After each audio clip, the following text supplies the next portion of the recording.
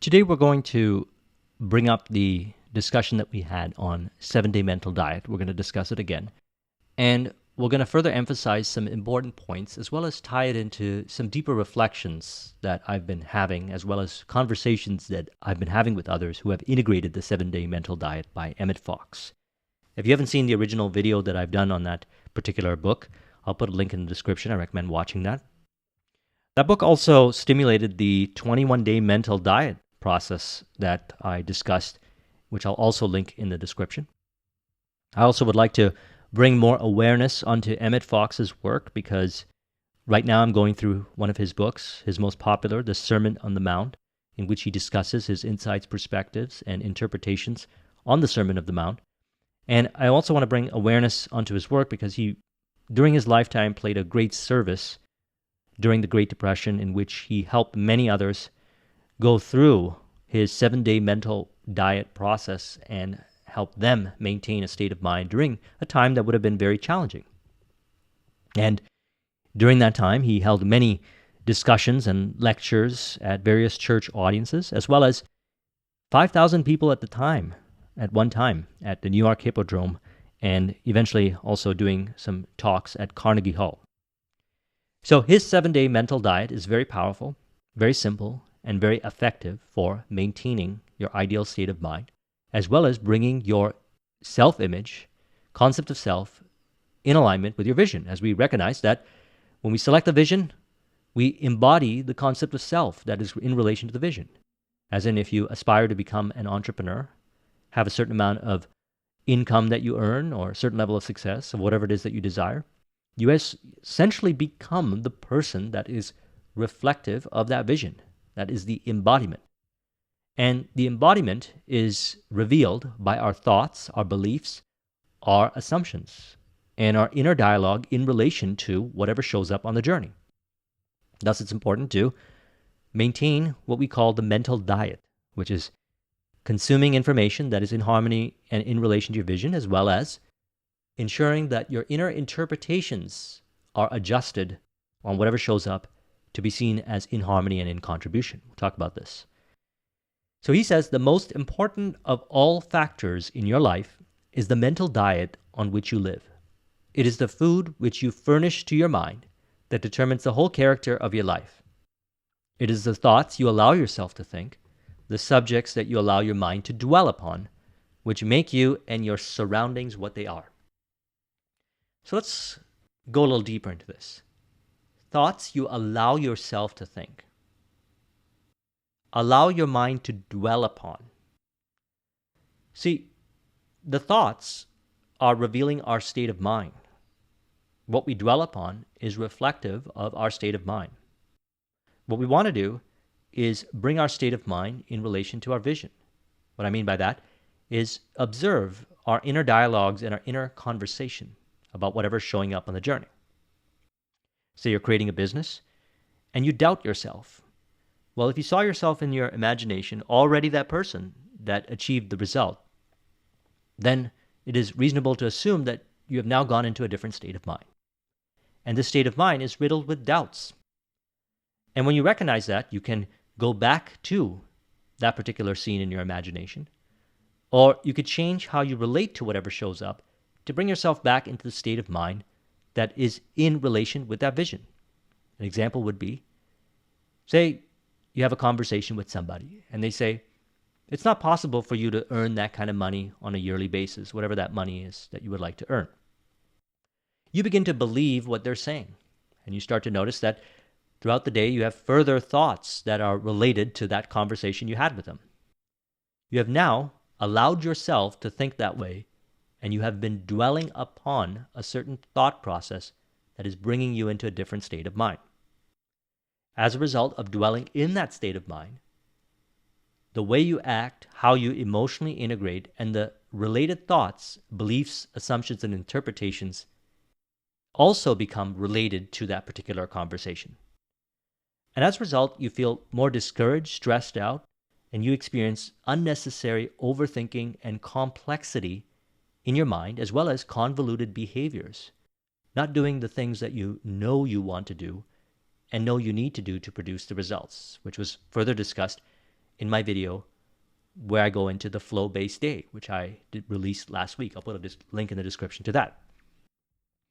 So ideally, to work with a mental diet, all we need to do is follow the process. But I want to add something to it, which I didn't add in the previous video, which can further help us.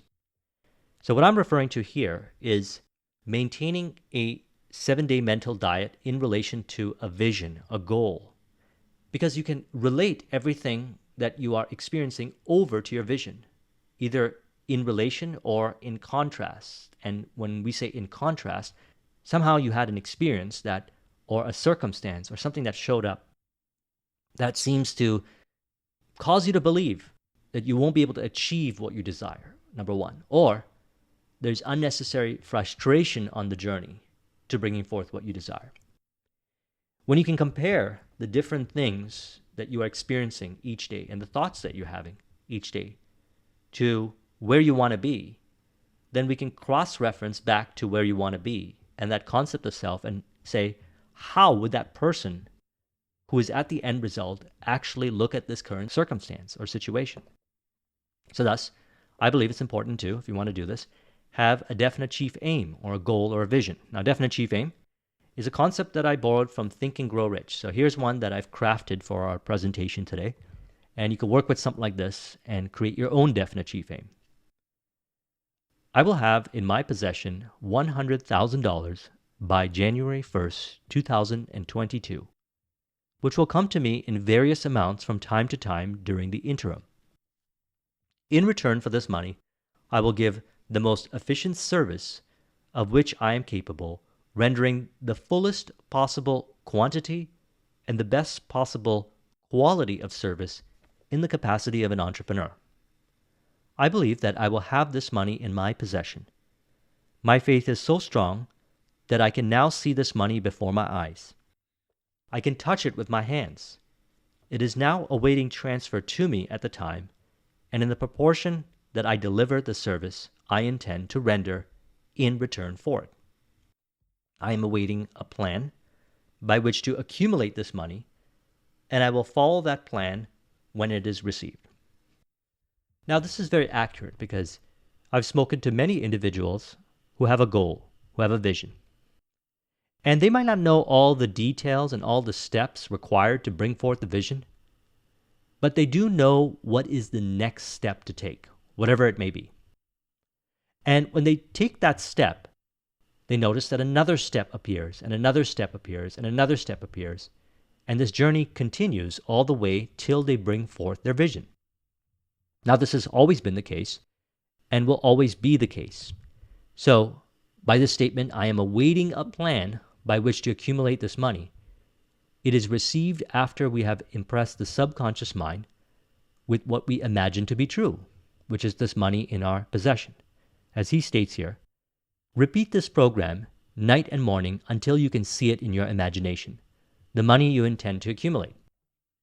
Place a written copy of your statement where you can see it at night and morning, and read it just before retiring and upon arising until this has been memorized. Now, I've followed this process for many different goals: business goals, relationship goals, fitness goals, and other goals that were important to me that would be more general, like being more lighthearted in my communications with others, because there was times in my life where I felt very tense and disconnected with others. So I would write down this definite chief aim onto a card and carry it with me. And this is a process that I've been following since I read Think and Grow Rich in 2004, and it seems to be working over and over again, that every time I wrote down on this card the goal, that it was brought forth. And now we're going to infuse this with the 7-day mental diet. And he says, remember as you carry out these instructions that you are applying the principle of autosuggestion for the purpose of giving orders to your subconscious mind. Remember also that your subconscious mind will act upon instructions that are handed over to it in faith. So we've been discussing over the last, 4 or 5 videos, the concept of faith, loyalty to the vision, or as Neville Goddard states it, loyalty to the unseen reality. And we've gotten into many nuanced points related to faith, so we won't get into those discussions. I will put some links in the description to videos that I've done on the concept of faith. I recommend watching it. Now, this is where we want to get into applying the 7-day mental diet. So once you have a vision, once you have a goal, whatever it may be, we, number one, assume it to be done as faith, and then we live in faith by observing our inner dialogues, our inner conversation, and changing it so that we can have more of a smoother, flow-based journey to the realization. You've heard me say this many times. You can bring forth your success from a place of force, stress, frustration, if you'd like, or you could bring it from a place of love and flow and harmony, or a combination of both. And that is going to be determined based on your mental diet. Now, Emmet Fox says, you must train yourself to choose the subject of your thinking at any given time, and also to choose the emotional tone of what we call the mood that colors it. Yes, you can choose your moods. Indeed, if you could not, you would have no real control over your life at all. Moods habitually entertain produce the characteristic disposition of the person concerned, and it is his disposition that finally makes or mars a person's happiness. So, for example, just today, I worked out at home. I did some body weight exercises because it was announced last week that they were shutting down the gyms for 1 month where I'm staying as part of the circumstances. Now, as a result, in that moment, I said to myself, I'm going to apply exactly what I talked about in the video, because the flow-based video, because not only does it work, but to the degree that I live my philosophy, I will also be able to further allow that to stimulate even more discussions based on experience. And I had a choice in that moment to get angry and frustrated about the gyms being closed, and I'm a big fan of working out at the gym, so that's something that I hold very near and dear to me. But I said to myself, I will continue the progress that I've been making by working with bodyweight exercises. And not only am I going to do it, but I'm going to enjoy it just as much as I go to the gym. Now, as a result of entertaining and dwelling in that particular thought, I noticed that my workout today, which was just a few hours prior to recording this video, was done from a place of flow and presence and enjoyment. I changed how I relate to the circumstance and thus maintained my ideal state of mind. So we do have the ability to change how we emotionally integrate in our moods in relation to the different experiences we have on our journey. And how we think, how we assume, how we believe the circumstance to be plays a role as to what we would do next. So either being frustrated and stressed out, and then working out and feeling like you don't want to do this, but you have to do this and you're forced to do it, or dealing with the circumstance appropriately and handling it in a way that maintains your ideal state of mind or flow. So now let's talk about the 7-day mental diet. So we got a vision, a goal, a definite chief aim, and we can use the 7-day mental diet to ensure that we're maintaining thoughts that are similar to what I just shared in relation to our vision as we bring forth a more flow-based journey to the destination. So this is the process. First, make up your mind to devote 1 week solely to the task of building a new habit of thought. And during that week, let everything in life be unimportant as compared with that. Now, what we're going through here is a radical change of mind. Many of us have never been through a process like this, and I've been through this a number of times, and I've worked with many others who have gone through this process a number of times, and it's become more of a way of life, a lifestyle, than rather going through a process. And I recommend that you do the same as well. Maybe in the beginning it may seem jarring to the senses because you're not used to going through a process like this. But after a while, it becomes, as he states here, a habit, building a new habit of entertaining and dwelling in thoughts that are in harmony and in contribution to your vision. So in order to get started on this journey, carve out 1 week in which you're going to stick with this 7-day mental diet. He says, if you will do so, then that week will be the most significant week in your whole life. It will literally be the turning point for you. If you will do so, it is safe to say that your whole life will change for the better. In fact, nothing can possibly remain the same. So, through this process, we're changing how we relate to things, and we're not dwelling in disempowering, limiting, or negative thoughts that are showing up for whatever the reason may be in regards to whatever shows up on the journey. And as a result of not identifying with those thoughts, dwelling in them, we're maintaining the certain state of mind and even thinking thoughts of what can be done in relation to whatever shows up. He says this may be exceedingly difficult for the first few days. But if you persevere, you will find that it will become rapidly easier. And it is actually the most interesting experiment that you could possibly make. So we're changing our state of mind, we're maintaining the ideal state of mind, and we're also changing our beliefs, our assumptions, and our interpretations on the journey, which is then forming a concept of self that is in relation to the vision by adhering to and sticking with the 7-day mental diet. So he says, for 7 days, you must not allow yourself to dwell for a single moment on any kind of negative thought. Now, this is an important distinction. It's dwelling. So it's not the thought that shows up, but it's the identification and the dwelling in the thought. So yes, negative thoughts can show up, but we have the opportunity and the power to not dwell in those negative thoughts. So that's the key distinction. It is not to blame or shame or be hard on yourself because you have negative thoughts, but rather to allow yourself to not identify with those negative thoughts. That's the key of applying this process. This is the one key distinction that makes the world of difference. You don't have to rack your brain trying to figure out where that negative thought came from. You just commit to not dwelling in it. And this is where I brought up the definite chief aim of writing it down on the card. Because if you dwell in the thought, or you find yourself about to dwell in the thought, you can read your card or you can imagine yourself being that person at the destination in relation to what you wrote down on your card. And you will find yourself back into the state of mind and not identified with that particular thought that you are about to dwell in. It would be excluded out of consciousness.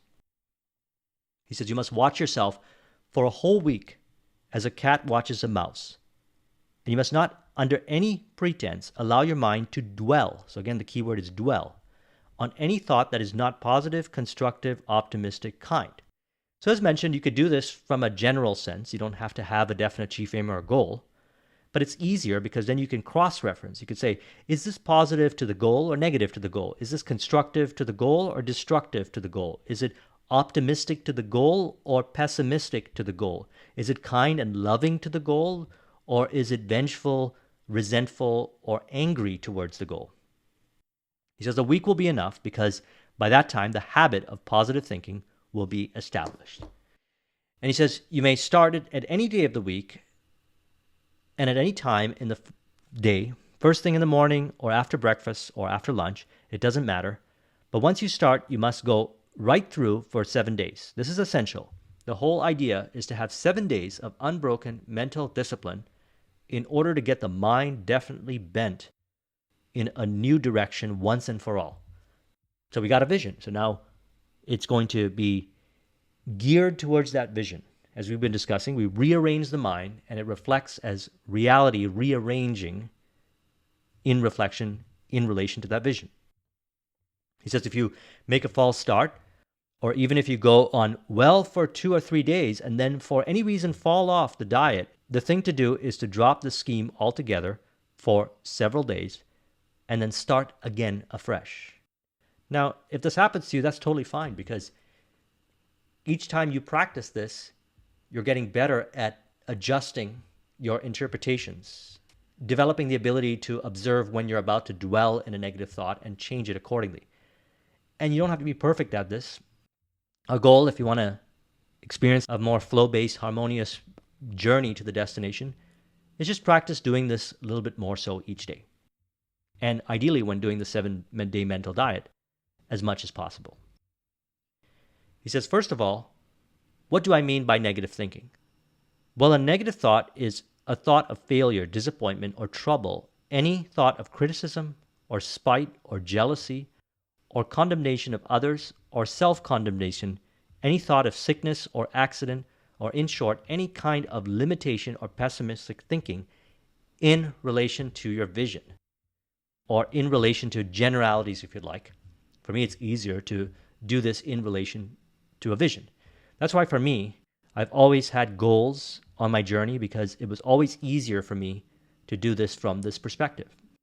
And for others that I've spoken to, they don't necessarily need goals. They're able to do this. And it works both ways. But I like to suggest a goal because, and I deal a lot with entrepreneurs. So entrepreneurs have a vision. They have an exact vision of what they want to see brought forth. And so when I do these discussions, I can compare it and relate it to, and it's easier for them to understand. And if you're a kind of person that doesn't need to have a vision, you can still apply the 7-day mental diet. He says, secondly, you must be quite clear that what the scheme calls for is that you shall not entertain or dwell upon negative things. Note this carefully. It is not the thoughts that come to you that matter, but only such of them as you choose to entertain and dwell upon, as emphasized earlier. It does not matter what thoughts may come to you, provided you do not entertain them. It is the entertaining or dwelling upon them that matters. So that's the 7-day mental diet in a nutshell, is to not dwell upon or entertain those thoughts to the point where you change your state of mind into something that is not in harmony with your vision, feeling disempowered and negative in relation to your vision or whatever shows up on the journey, people, environment, circumstance, and information. You can tell where you are and how consistent you are on the journey and the destination, or realization to the destination, by how you interpret the different experiences on the day-to-day. And you'll notice that you'll be less reactive because you'll catch yourself when you're about to react, and you'll change the thought accordingly. And you can simplify it by reading your card or imagining something that would imply the end result, bringing you into the ideal state of mind. And he states, negative thoughts may come to you all day long, perhaps more so in the beginning. And once this has become a habit, a way of living who you are, you'll notice this happening less and less. Some of them will just drift into your mind of their own accord, seemingly, and these come to you out of the race mind. Other negative thoughts will be given to you by other people, either in conversation or by their conduct, or you will hear disagreeable news, perhaps by letter or telephone. You will see crimes and disasters announced in the newspaper headings. These things, however, do not matter as long as you do not entertain them. So you can understand what is going on, but you don't have to dwell and overly identify it to the point where you feel overly reactive and then get pulled down a different thread in reality, bringing forth undesirable circumstances and experiences on the journey. When the negative thought floats into your mind, immediately turn it out and think of something else, such as your definite chief aim. Negative experiences or conditions will not affect your diet, provided that you do not accept them by fearing them, by believing them, by being indignant or sad about them, or by giving them any power at all. In closing, I want to tell you that people often find that the starting of this diet seems to stir up all sorts of difficulties. It seems as though everything begins to go wrong at once. This is usually a good sign. It means that things are moving. Suppose your whole world seems to rock on its foundations. Hold it steadily, let it rock, and when the rocking is over, the picture will have resembled itself into something much nearer to your heart desires. And we're talking about reflective here of the definite chief aim or the vision. And then he also adds in closing words, a closing word of caution. Do not tell anyone else that you are on the diet. Well, you can if you want to, but you don't need to. Or that you intend to go on it. Keep this tremendous project strictly to yourself. And the reason why I believe he recommended this is because if there's any doubts within you, it can externalize in doubt-based, fear-based conversations with others, which will further confuse you. So you just keep it to yourself. He says, remember that your soul should be the secret place of the Most High. When you have come through the 7 days successfully and secured your demonstration, allow a reasonable time to elapse to establish a new mentality, and then tell the story to anyone else who you would think is likely to be helped by it. And finally, remember that nothing said or done by anyone else can possibly throw you off the diet. Only your own reaction to the other person's conduct can do that. So this is where we get into further discussion about what we've been revealing over the last, 20, 30 videos. That it's not necessarily the event, the person, the circumstance, it's the interpretations within.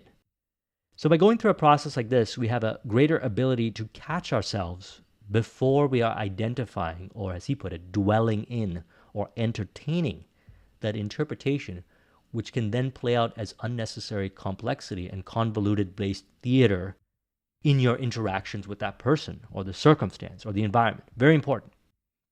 So I trust you found this video to be very helpful.